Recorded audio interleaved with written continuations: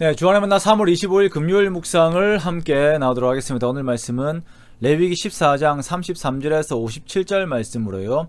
나병이 생긴 집에 대한 규례라고 하는 제목으로 함께 묵상을 나오도록 하겠습니다.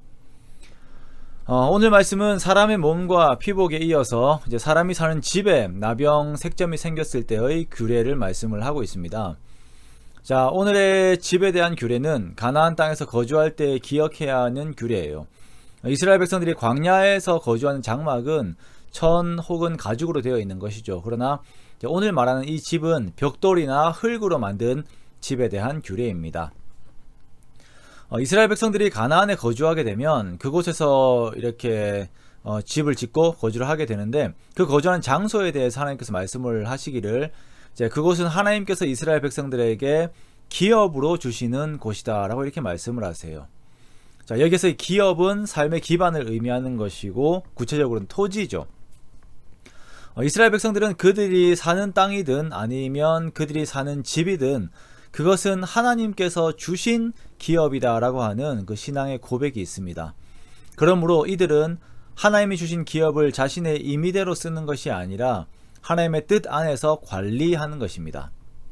자, 이러한 관리는 거룩의 속성 안에서 하나님의 영광을 드러냄과 동시에 이웃들에게도 선한 영향력을 주고받게 됩니다.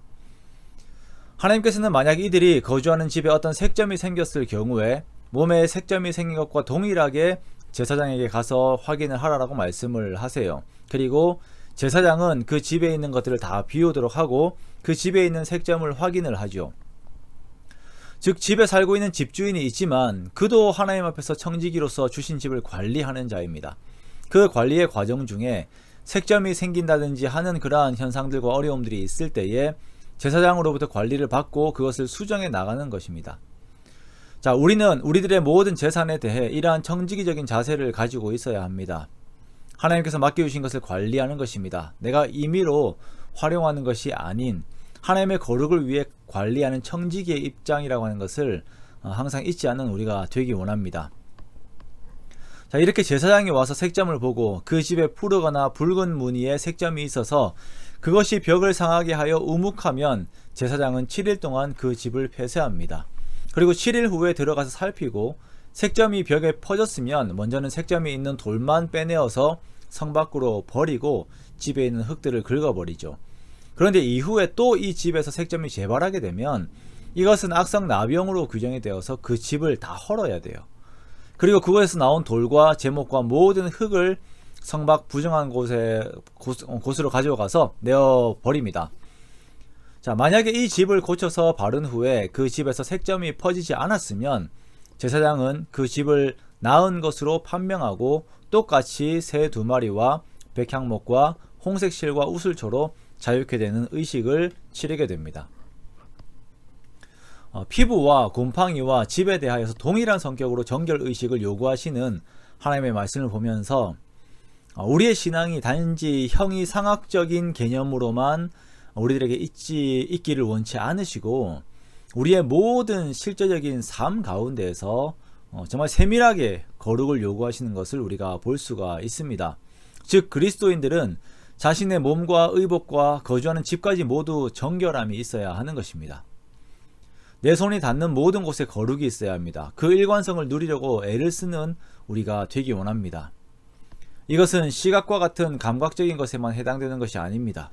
눈에 보이지 않는 것들이 나의 몸과 의복과 주거지를 더럽히지 않도록 영적인 정결을 유지해야 합니다.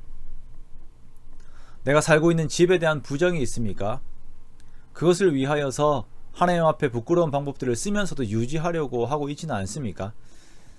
우리는 하나님 앞에 정직해야 합니다. 내가 덜 가지고 내가 덜 좋은 집에 살더라도 더 수고하더라도 내 실제적인 환경에서 거룩을 추구하는 것이 옳은 것입니다.